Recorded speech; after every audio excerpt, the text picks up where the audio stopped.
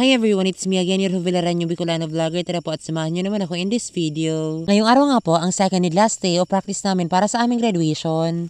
Panghapon nga po ang schedule namin ngayong araw. Isasabay na din po ang pag-release ng aming mga pictures.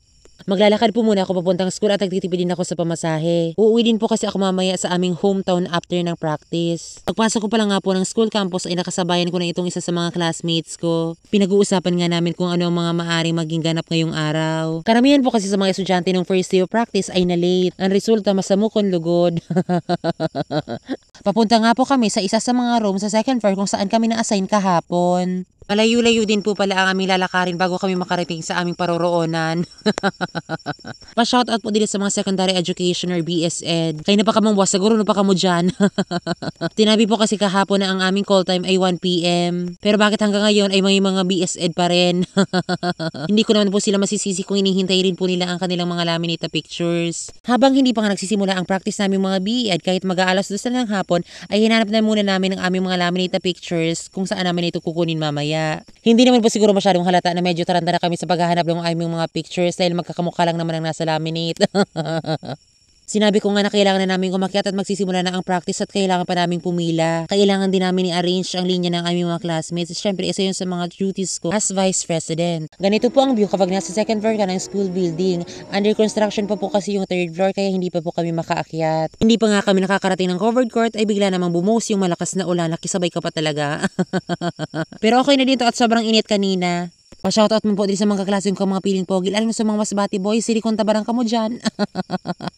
Halos kalahating oras na nga po kami nakapila pero hindi pa rin po umaabante itong linya. Na traffic este na stranded kanina yung biglang bumuhos yung malakas na ulan. Kaya imbis na yung entrance papuntang covered court yung ginamit ay doon kami sa kabilang hallway dumaan na malapit sa stage. Maski nga ni puro pa no nangalag-kalag mangin ako sa kada room tatibad makita ko sa picture kung nakalaminate. Ano man naman resulta.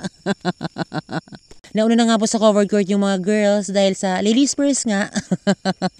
Yung napag-usapan po kasi ay yung pinakala sa list ng mga names ayun yung mauuna sa linya. Kaya sila ang nauna kaya no need to explain na.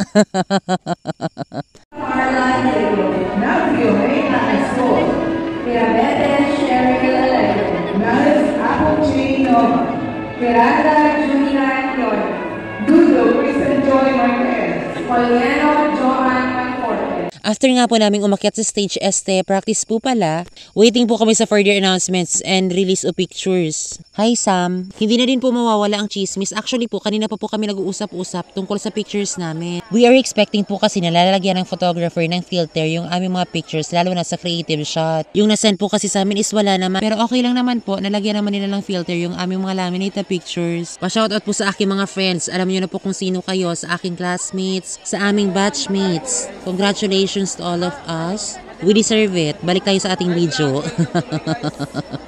Kung mapapansin niyo po, lahat kami ay nakatayo. Wait lang, i-share ko. Ang sabi po kasi kanina is mag-wait na lang po kung anong block yung tatawagin para i-claim yung aming mga laminate pictures. Mayroon pong 18 blocks sa batch namin. At block 4 po kami. Sa kasamaang palad po ay nakaligta ang tawagin ng aming block. We are expecting at very confident na marili kaming tatawagin dahil sa block 4 po kami. Pero yung pagtawag nila is baralanggado kaya nagkarilibang-libang kaya kami nalipngan. Kaya po so nangyari kami sa nagkusa na nagano nito sa room para i-claim sa mga laminate picture naman.